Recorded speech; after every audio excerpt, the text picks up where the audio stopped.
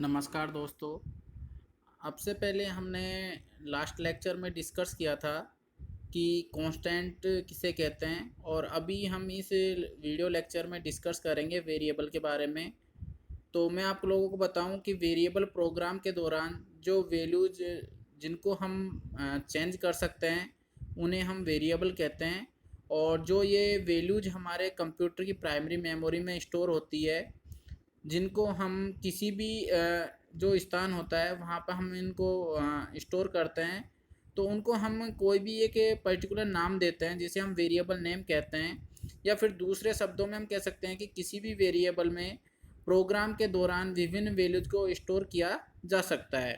अर्थात यूँ कह सकते हैं कि हम सी में वेरिएबल्स उनको डिक्लेयर करते हैं जिनको हम प्रोग्रामिंग के अंदर चेंजेस कर सकते हैं, और उनको चेंजेस करने के अलावा हम उनको प्राइमरी मेमोरी में स्टोर करते हैं। लेकिन जब कभी भी आपको किसी वेरिएबल को डिफ़ाइन करना है, डिक्लेयर करना है, तो उनके लिए आपको बेसिक कौन कौन सी चीज़ों का ध्यान रखना है वो मैं आपको बताना चाहूँगा।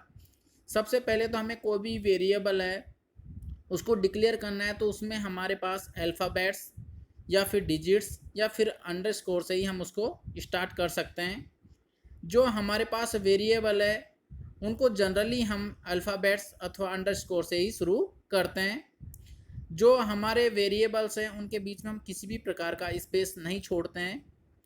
इसके अलावा जो हमारे वेरिएबल की लेंथ है वो हमारी जो कंपाइलर है उसके ऊपर डिपेंड करती है।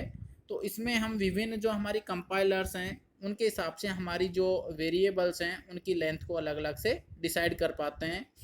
लेकिन जो अभी वर्तमान समय में काफ़ी सारे कंपाइलर्स इस तरह के भी आ रहे हैं जो हमारे वहाँ 31 कैरेक्टर की साइज का भी जो वेरिएबल है उसको भी वहाँ पर वर्क करने के लिए उपयोग में ले सकते हैं। जो हमारे सी में कोई भी हमारे कीवर्ड्स हैं जो हमारे वहाँ पर अलग अलग कोई भी हमारे वेरिएबल्स के नेम को हम डिक्लेयर करते हैं, तो वहाँ पर जो हमारा अपर और जो लोअर यानी कीवर्ड्स हैं तो वो हमारे वेरिएबल्स में एक अलग अलग मीनिंग का कार्य करते हैं। तो ये बेसिक मैंने आप लोगों को बताया कि जो हमारे वेरिएबल्स हैं उनको डिफाइन या डिक्लेयर करते टाइम हम लोगों को इनका ध्यान रखना चाहिए। जब कभी भी आप किसी भी प्रोग्रामिंग में वेरिएबल को डिक्लेयर करते हैं तो उसके लिए सबसे पहले आप लोगों को यही ध्यान रखना है कि हमें ये डिफ़ाइन करना है कि जो हमारे डेटा टाइप्स हैं वो किस तरह के हैं। डेटा टाइप्स को डिफ़ाइन करने के बाद ही हम वेरिएबल्स को डिफ़ाइन कर सकते हैं। जैसे कि हमारे डेटा टाइप सपोज कीजिए इंटीजर है तो इंट नम लिख के हम उसको डिफ़ाइन कर सकते हैं।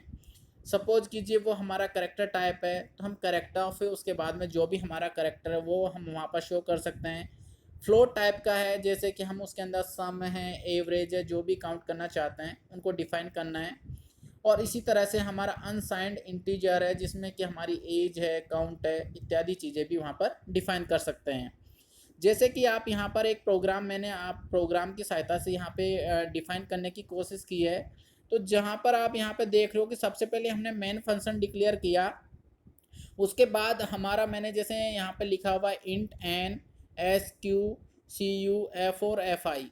तो जो हमारा यहाँ पर जो प्रोग्रामिंग हम कर रहे हैं इसमें हमें किसी भी कोई संख्या है उसका हमें square, cube, fourth and fifth power declare करनी है। तो ये हमारे सबसे पहले आपको जब कभी भी मेन फंक्शन डिक्लेयर कर रहे हो तो उसके बाद में हमारा वेरिएबल्स को डिक्लेयर करना पड़ेगा। और यहाँ पर हमारा जो प्रोग्राम है उसके अंदर हमारी जो वेरिएबल्स की वैल्यूज है वो इंटीजर टाइप की हैं, इसलिए हमने यहाँ पर डेटा टाइप्स है वो एक इंटीजर को डिफ़ाइन किया है।